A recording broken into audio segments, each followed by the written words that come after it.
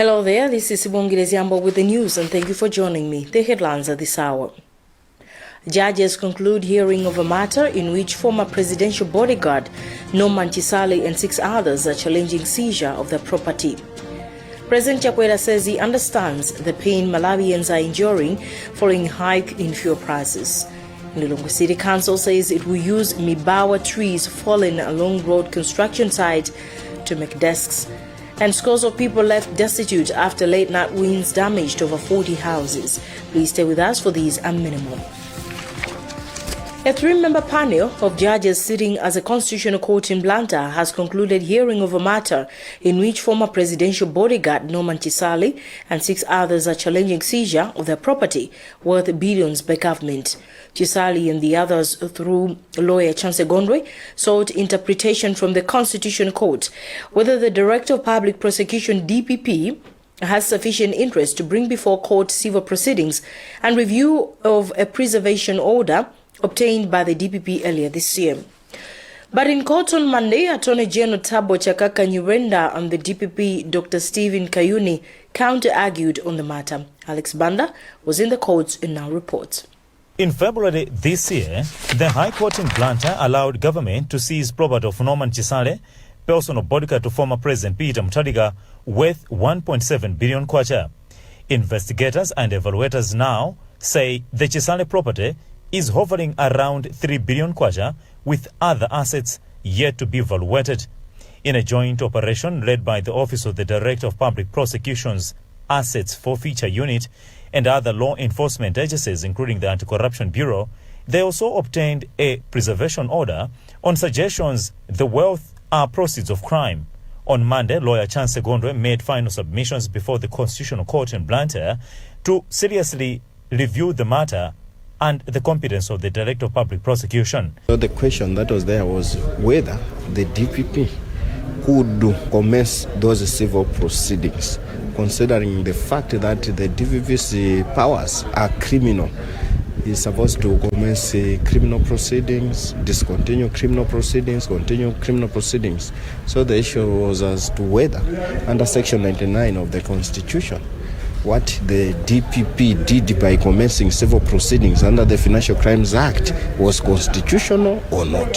Attorney General Thabo Chakaka Nyirenda, who led a team comprising the DPP, Dr. Stephen Kayuni and Dr. Piriminta, counter-argued this prayer. The law empowers the Director of Public Prosecutions to institute preservation order proceedings, and also stated that Mr. Chisale and his co-defendants are not coming out clearly as to what they are looking for. On the first hand, they are saying that the actions of the DPP were not properly carried out.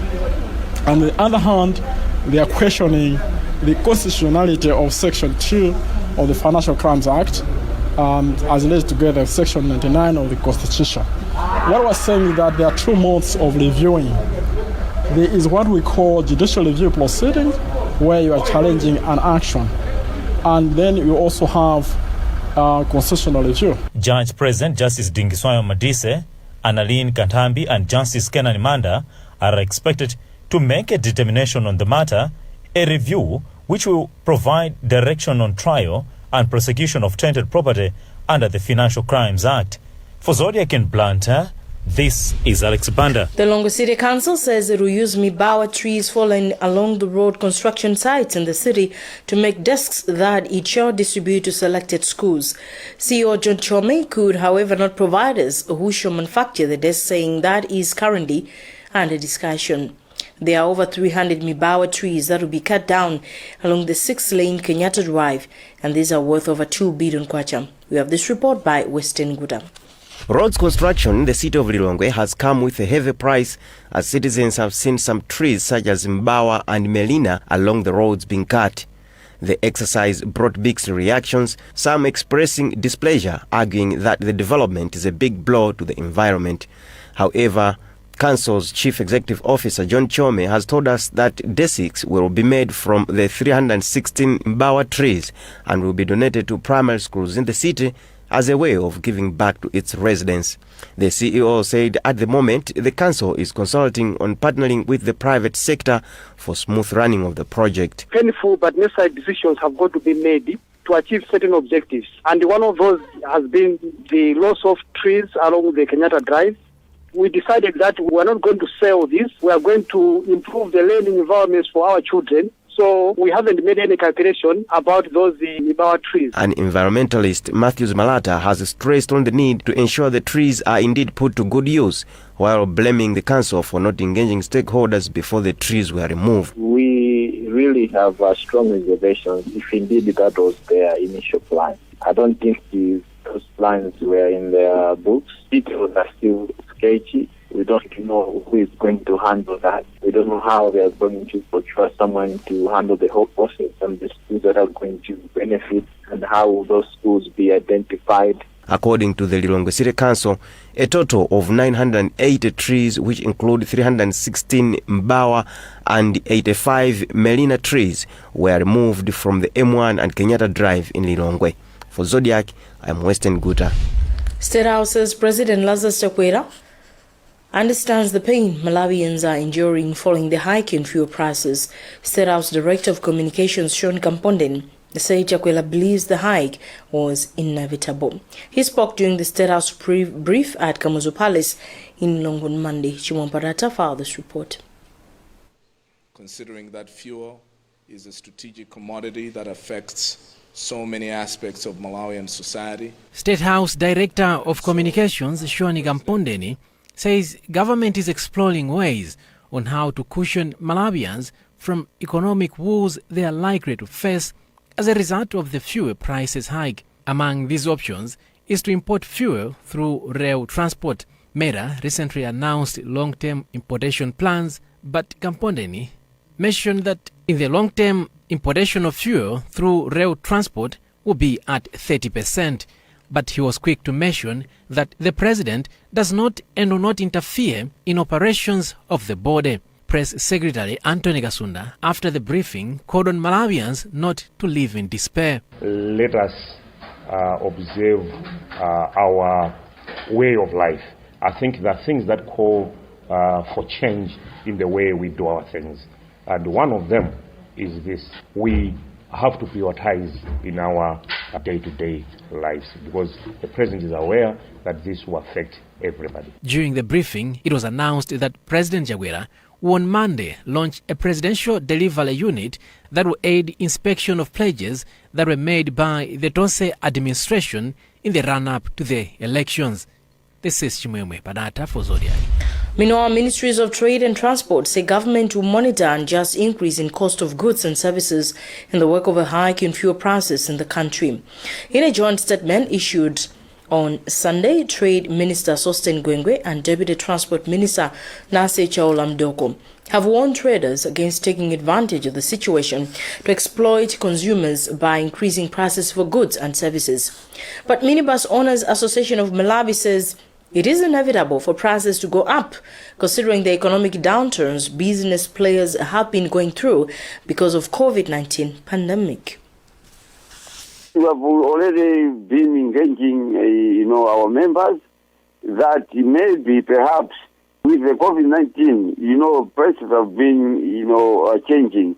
When the Presidential Task Force had been announcing we should be taking at 60% the normal capacity, we are adjusting the fares accordingly. The same were happening that when it was 75%, the prices were going down. So we have asked if it is possible to maintain those fares. The last adjustment which was done, it was on 11th March this year. But though they announced the price increase, but those prices were never implemented. For government to be asking us, we think it's not fair, because we have been complaining to assist us in so many ways. We're not taking advantage of this. Things are just piling up without being helped. For example, the cowboys, they call them enemy god. They are leaping a lot from us. For instance, a minibus between Limbi and Mangochi. they demand not than 15,000 kwacha each cowboy. We can be given powers. They can empower us, and they outlaw the cowboys. That means this amount of money, we cannot be complaining. Malawi today, Monday, joined the rest of the world in observing International Day of the Girl Child, and several organizations commemorate the day in various forms. In Kasungu, during district commemorations of the day, Malawi Girl Guides International Commissioner Miriam Nyoni said the upbringing of a girl child remains a challenge, urging girls to break a culture of silence. Noam Kubwi has more. The International Day of the Girl Child was set up in recognition to the challenges that girls face globally and to encourage them towards fulfilling their rights. Activities marking the commemoration of the day in Kasungu started with a solidarity parade. It was at this function that Malawi Girl Guides International Commissioner Miriam Nyoni challenged girls in the country to be vigilant to protect themselves and report any suspected perpetrators to authorities for action. All girls should speak out. I would say all girls should shout. They should tell their parents. They should tell the authorities. Nyoni has also urged the parents and other stakeholders to fight child marriages and other related abuses choking educational rights of girls. Jesuit Center for Ecology and Development Child Protection Officer Matthews Pandapanda said the organization organized the activity in Kasungu to raise awareness on the need to safeguard the rights of children. Pandapanda observed that child protection is a collective responsibility. Our core message is that people today, they should remember the value that is in women, the value that is in girls who are our future mothers. If our future mothers, they are not well learned, they are not educated, what kind of mothers will we have in future? This year's International Day of the Girl Child was observed under the theme Respect Girls' Dignity, Stop Child Marriages, Stop Abusing Them. For Zodiac, this is Noam Kubwi, Kasungu. And you're watching News on Zodiac. We'll be right back. Stand by.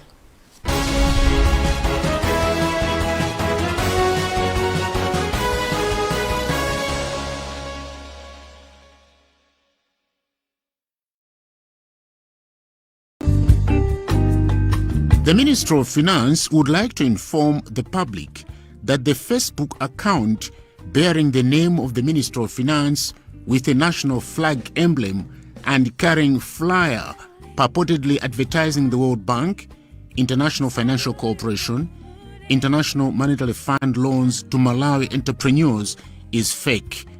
The Ministry of Finance, therefore, would like to disassociate itself from this fake Facebook account, which is illegal work of some unauthorized charlatans with no connections whatsoever to the Ministry of Finance and the World Bank or International Monetary Fund or their agents. The Facebook account is not only fake, but also carries fake news, and Ministry of Finance would like to inform the public that the International Monetary Fund, IMF, and World Bank does not operate in this manner. The public is further informed that government, through the Ministry of Information and other relevant agencies, have commenced investigations into this matter and would like to assure the public that those behind such malpractices, once located, will be dealt with according to the laws for redress. The public is invited to note that the Ministry of Finance transacts through official and authorized channels only. For further details, please contact Mr. Williams Banda on 0993 377 777. Kudimo mawakunda bwanji anakubala ana. Nanga mawachitira chiyani munyengo ino yana kubala Mother's Day. Konetsani chikondi chanu kwa amayi wanu kapena mayi aliyense amene anakulerani powagulira ploti ku Airwing kapena kubunda mu mzinda wa Lilongwe. Munyengo ino yana kubala. Ife a Smart Realtors Company tatsitsa mitengo ya maploti athu ndipo tsopano akuyambira pa 1.5 million kwacha bunda plots. Ndipo maploti aku Airwing akuyambira pa 1.8 million kwacha pa ploti yokula 18 by 30 meters. Ndiyetu inu mutha kuyamba kulipira 10% ya mtengo wa ploti ndi kumaliza ndalama yotsalayo pomalipira pang'ono-pang'ono mofanana kwa miyezi 9.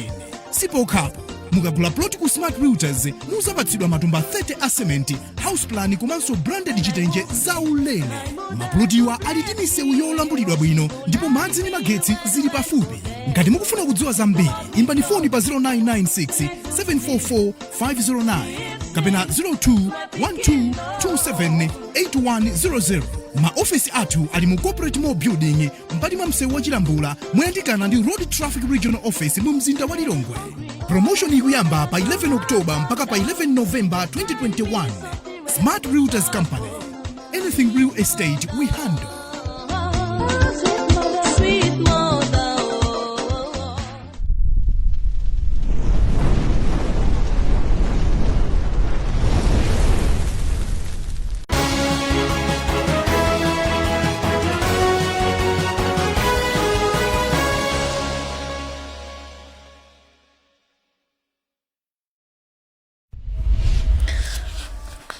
This is Wongiri Ziambo welcoming you to the news, and we take a look at the headlines once again. The judges conclude hearing of a matter in which former presidential bodyguard Norman Chisali and 6 others are challenging seizure of the property. President Chakwera says he understands the pain Malawians are enduring following hike in fuel prices. Lilongwe City Council says it will use Mibawa trees falling along road construction sites to make desks. And scores of people left destitute after late-night winds damaged over 40 houses. Thank you for joining me. Over 40 houses have been damaged by winds in Palombe, in the process rendering scores of households destitute. Chairperson for Chiwalo Area Civil Protection Committee, Fanny Kalamba, says the winds began last evening. And according to our reporter Onyx Yuanda in Palombe, some people have been injured in the process. And the burden of paying exorbitant water bills, which has been haunting Chinteche Hospital in Katabi, will now be eased after the Water Employees Trade Union of Malawi fixed 98% of water leakages at the facility. Jafed Isaac Mandiza, Principal Health Services Administrator at Katabi District Council, says the leakages were meant to be paying 1 million kwacha a month for the utility, but now the figure is likely to be reduced by half. Steve Zimba has more on that story. Chinteche Hospital in Katabe, which serves a population of at least 30,000 people there, has been paying 1 million kwacha in water bills to the Northern Region Water Board every month. This was due to increased number of leakages and blockages of pipes, most of them very old. Katabe District Council Principal Health Services Administrator Jafet Isaac Mandiza says the fixing of the problems is likely to reduce the water bills to almost by half, and this will in turn improve delivery of health services at the hospital. If, for example, we had no water at the theater, then we were supposed to refer all those patients required to the main hospital, and that was just an additional amount of fuel, even time as well, in terms of giving patients the necessary services required. After noting the problem which led to the facility paying exorbitant bills, the Water Employees Trade Union of Malawi has come to their rescue and fixed 98% of leakages at the hospital. Youth chairperson of the union, Emmanuel Ndatsela Kanje, says they have lined up more activities aimed at giving back to the society. We have seen that there are quite a number of institutions, especially public institutions, which may need our assistance in one way or the other. So what we felt like we have got the abilities, we have got the talents and the expertise. We can always come in and contribute whatever we have and our skills to the society. The union members are drawn from all 5 water boards across Malawi. For Zodiak in Mzozo, this is Steve Zimbath reporting. And the emerging reports of violence in the Central East constituency were aspiring parliamentarians battling it out in a political campaign ahead of by-elections on October 26. Data police spokesperson Edward Kabango says they have received a complaint to the effect that some people have vandalized a UTM office in the area, including uprooting UTM flags. UTM candidate in the constituency, Patrick Siwinda, also told Zodiak that there was a near clash over a political rally venue yesterday at Lombodzi ground and he had to give up. Meanwhile, 22 people have shown interest to contest in the October 26 parliamentary by-election in 3 constituencies in Data, Kotakota and Mzimba. 9 candidates have presented their nomination papers for Kotakota North East constituency, 7 for Data Central, 6 Central East, and 6 for Mzimba East. The 9 in Kotakota are from Malay Congress Party MCP, UTM, Alliance for Democracy AFOD, Democracy Progressive Party DPP, Democratic Progressive Party DPP, United Democratic Front UDF, Alliance for Democratic Development, and 3 independents. John Pokayuni has filed this report. As many as 22 candidates are going to battle it out in the parliamentary by-elections in 3 constituencies on 26 this month. 9 of them are from Kotakota North East constituency, including Panji Chirambo of Assembly for Democracy and Development ADD, DPP's Silva Aisha, Chimwemwe Chidote of UTM, Overstone Kondowe of MCP, Patrick Kampalilo representing AFOD, Aleke Kamangeni of UDF, and 3 independent candidates, Gift Mbuna, Zelita Banda, and Franklin Yonam. Speaking after presenting their nomination papers to Malawi Electoral Commission in Kotakota on Sunday, almost all the candidates expressed hope for free and fair elections, saying the ground has been leveled. Constituency Returning Officer Benson Kapuka told us the nominations will be sent to the Commission for approval. In the Central East constituency, according to our reporter Chikondi Mpande, 7 candidates have submitted their nomination papers. They are Patrick Siwinda of UTM, Joshua Malango of MCP, Elliot Kasawala of DPP, and independent candidates Laudon Malingamoyo Piri, Solomon Mkomba Kachita, Bonex Malunga, and Rogen Konex Gondwe. Vanani Nyirenda told us Bomlax Wachepa Piri of AFOD, John Chumandimame Piri of Freedom Party, UTM's Christopher Mnyenyembe, Donex Mover of MCP, Wesley Kumwenda DPP, and independent candidate Dr. Ruben Ngwenya who compete in Mzimba East constituency. For Zodiac, this is John Paul Kayuni. That's about what we had time for on this edition of news. And before we go, a look at the headlines. Judges conclude hearing of a matter in which former presidential bodyguard Norman Chisali and 6 others are challenging seizure of their property. President Jakwera says he understands the pain Malawians are enduring following hike in fuel prices.